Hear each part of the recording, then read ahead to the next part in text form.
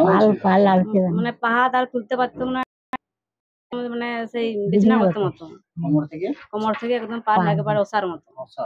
মানে লড়াতে পারতো না, লড়াতে পারতাম না, উঠে বসতে পারতো না, পাশে ঘুরতে পারতো না, কিছু না। তাহলে কি করে উঠে বসা করতো?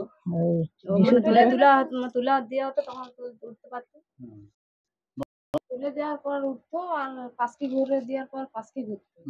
পাগুলো লড়াতে পারতো না, পা লড়াতে পারতো না, হাতও লড়াতে পারতো আর বেশিক্ষণ উঠে বসে থাকতে পারতো না। এই পাঁচকি ঘুরে দিলে আবার এই পাঁচকি ঘুরে দিতে হতো। দেখি এখন এখন পাগুলো উঠে দেখো, দাঁড়িয়ে দেখো, একটু হেঁটে দেখো, আর কিছু নেই, ধরো না। প্রভু যিশুকে প্রভু আমাদের যেভাবে কাজ করেছে, আমরা একবার এসেছিলাম, আমরা একবার এসেছিলাম, আর এই পরিবারে প্রার্থনা করার পর যিশু এই বড় মাকে ছুঁয়েছে, আন্টিকে ছুঁয়েছে, আর আন্টিকে সম্পূর্ণ বিছানা থেকে উঠিয়েছে।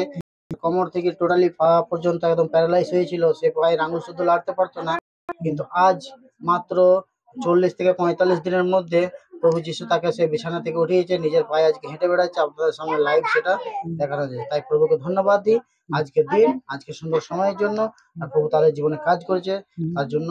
তাই প্রভু যিশুকে অসংখ্য ধন্যবাদ। যারা প্রভু যিশুর কাছে এসেছো, প্রভু যিশুকে বিশ্বাস করো, প্রভু তোমাদের জীবনে অপরিমেয় কাজ করবে। জয় যিশু।